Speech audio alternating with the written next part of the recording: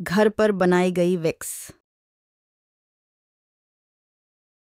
Beauty parlour میں اب ویکس کروانے کی ضرورت نہیں۔ گھر پر ویکس بنانے کا آسان طریقہ یہ ہے۔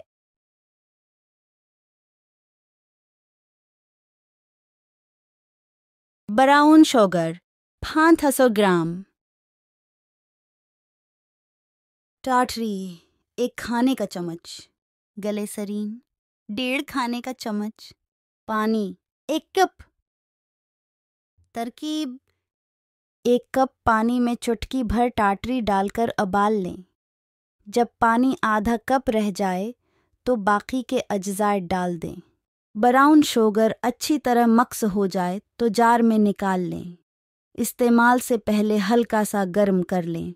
جسم کے غیر ضروری بال ختم ہونے کے ساتھ جلد صاف اور چمکدار ہو جائے گی۔ نوٹ: گھر میں تیار کردہ ویکس مارکیٹ میں ملنے والی ویکس سے بہت زیادہ بہتر ہوتی ہے۔ اس سے نہ تو الرجی ہوتی ہے اور نہ ہی جلد خراب ہوتی ہے، اور سب سے بڑھ کر پیسوں کی بھی بچت ہوتی ہے۔